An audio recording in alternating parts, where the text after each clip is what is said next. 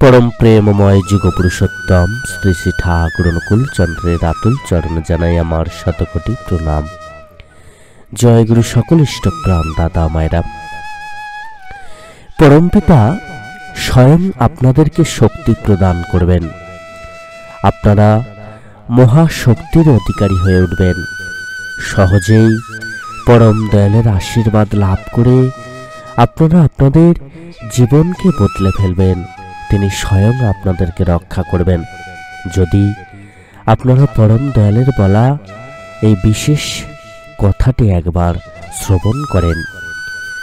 পরম দয়াল যুগপুরুষোত্তম শ্রী শ্রী ঠাকুর অনুকূল চন্দ্র আমাদেরকে যে পথ দেখিয়ে দিয়েছেন সেই পথ অবলম্বন করলে আমরা প্রত্যেকেই মেশিনের মতো কাজ করব। আমাদের মন, আমাদের শরীর, আমাদের এই দেহ সমস্ত কিছুই যদি আমরা তাঁর চরণে উৎসর্গ করতে পারি তাহলেই কিন্তু কেল্লাফতে। পরম দয়াল বিশেষ একটি কর্মের কথা বলেছেন, যে কর্মটি করার মধ্য দিয়ে সহজেই তিনি আমাদেরকে রক্ষা করেন, তিনি আমাদেরকে শক্তি প্রদান করেন। সেই মহাশক্তির অধিকারী হতে গেলে আমাদেরকে অতি অবশ্যই সেই বিশেষ কর্মটি কিন্তু পালন করতে হবে।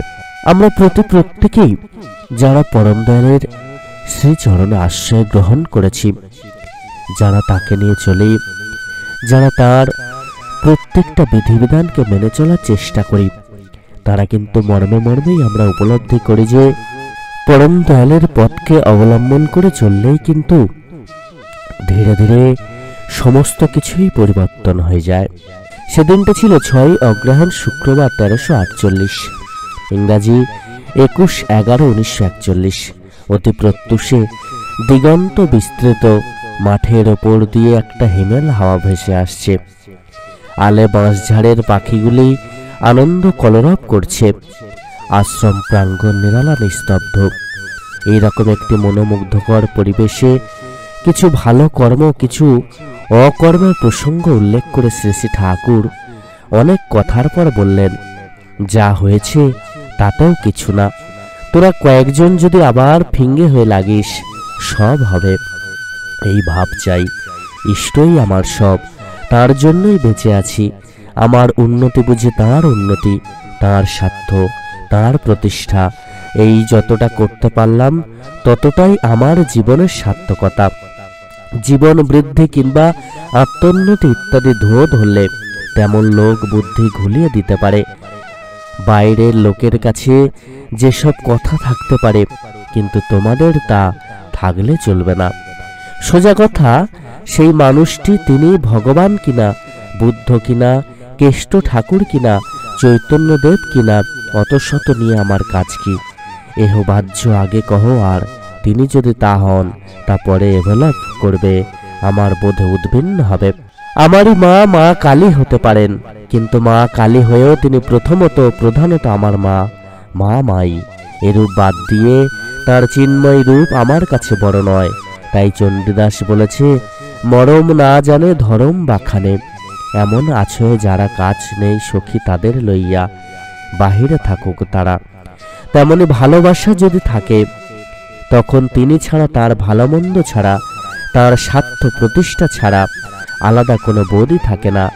আর সাধু মানে সে যে সকল সিরকামস্টেন্সেসকে ম্যানেজ করে পরিবেশন করে, এছাড়া সেগুলোকে যথাযথ নিয়ন্ত্রণ করতে পারে এবং আয়ত্ত করতে পারে, যে কোনো কাজ সুন্দর সমাপন করতে পারে। গীতার কয়েকটা শ্লোক নিয়ে আলোচনা করা হলে শ্রী শ্রী ঠাকুর বললেন, গীতার বাসুদেব কথাটা আমার খুব ভালো লাগে। তাহলে স্পষ্ট করে আমরা বুঝতে পারছি যে পরম দয়াল আমাদেরকে শক্তি প্রদান করবে তখনই, পরম দয়াল আমাদের উপর প্রসন্ন হবেন তখনই যখন আমরা তার জন্য বেঁচে থাকব, যখন আমাদের মনের ভাব হবে ইষ্টই আমার সব, তার জন্যই বেঁচে আছি, আমার উন্নতি তার উন্নতি, তার স্বার্থ তার প্রতিষ্ঠা, আমরা তার কর্ম করব, তার বলা প্রত্যেকটা বিধিবিধানকে মেনে চলব, তাহলেই কিন্তু সকল দিক থেকে তিনি আমাদেরকে শক্তি প্রদান করবেন। গীতার কয়েকটা শ্লোক নিয়ে আলোচনা করা হলে শ্রী শ্রী ঠাকুর বললেন, গীতার বাসুদেব কথাটা আমার খুব ভালো লাগে। আত্মা পরমাত্মা বলে কথা নয়, বসুদেবের ছেলে বাসুদেবই আমার সব, এই হলো মোক্ষম কথা। বসুদেবের ছেলে বাসুদেবই আমার সব, এই কথাটি শ্রী শ্রী ঠাকুরের কাছে কেন মোক্ষম কথা বলে প্রতিবাদ হয়ে উঠেছিল তা ব্যাখ্যা করতে গিয়ে একটা কথা বলতেই হয় যে প্রিয় পরম হয়ে ওঠাই ঈশ্বর প্রাপ্তির প্রধানতম লক্ষণ। জীবাত্মা, পরমাত্মা ইত্যাদি শব্দের মধ্যে যতই আধ্যাত্মিক তাৎপর্য থাকুক না কেন, তার মধ্যে ঈশ্বরের সঙ্গে একটা দূরত্ব সৃজিত হয়। কিন্তু মা যশোদার দুলাল বা গোপাল শব্দের মধ্য দিয়ে ভগবান শ্রীকৃষ্ণকে আত্মীয়তা সূত্রে যতটা নিবিড়ের মধ্যে পাওয়া যায়, বসুদেবের ছেলে বাসুদেব সম্বোধনের মধ্যেও আমার সব কথাটির তাৎপর্য উপলব্ধ হয়। মূল কথা হচ্ছে ইষ্টই আমার সব, তারই জন্য বেঁচে আছি। আমার উন্নতি বলতে তাঁরই উন্নতি, স্বার্থ তাঁর প্রতিষ্ঠা। এই বোধ, চিন্তা, কর্মের ভিতর দিয়ে যতই এগিয়ে যাওয়া যাবে ততই জীবনের সার্থকতাকে উপলব্ধি করা যাবে। আত্মোন্নতি, জীবন বৃদ্ধি শব্দে ধুয়ো ধরলে যেমন লোকের বুদ্ধি গুলিয়ে যাওয়ার সম্ভাবনা থাকে, তাই বৃত্তের বাইরের লোকের নানা প্রশ্ন, সংস্কার ইত্যাদি থাকলেও শ্রী শ্রী ঠাকুরের ইচ্ছা তার কাছের লোক যারা, তাদের মধ্যে এই গুলিয়ে যাবার ভাবটি থাকলে চলবে না। তাই তাকে বিচার করার ক্ষেত্রে তিনি ভগবান কিনা, বুদ্ধদেব, শ্রী চৈতন্য কিনা, অত শত বিচার না গিয়ে তেমন ভালোবাসা যদি তার প্রতি থাকে, তখন তিনি ছাড়া, তার ভালো মন্দ ছাড়া, তার স্বার্থ প্রতিষ্ঠা ছাড়া আলাদা কোনো বোধই থাকে না। চণ্ডীদাসের পত্রে দিয়ে তিনি একথাই বলতে চেয়েছেন যে যেখানে মরম ধরম ব্যাখ্যায় বোধে উপস্থিত থাকে না, তাদের চণ্ডীদাস বাইরেই থাকতে বলেছেন। শ্রী শ্রী ঠাকুর ইষ্টনিষ্ঠার এই বোধটিকেই সহজ, সুন্দর, সাবলীলভাবে বাণীর মধ্য দিয়ে ব্যক্ত করলেন। নিষ্ঠা নিপুণ রাগ উজ্জি চলায় ভাগ্য আনে, স্বার্থ তো সে জাগ। তৃপ্তি যদি চাও স্খলন হারা ইষ্টনিষ্ঠায় হৃদয় ধুয়ে নাও, তাহলেই জীবনটা সুন্দর হতে বাধ্য।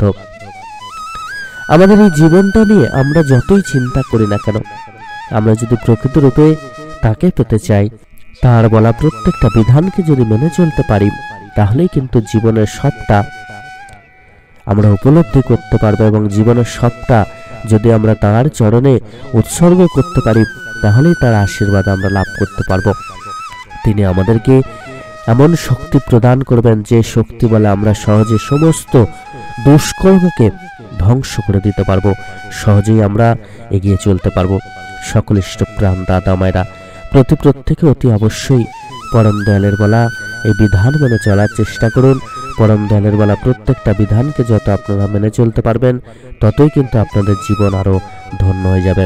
সকলে খুব ভালো থাকবেন।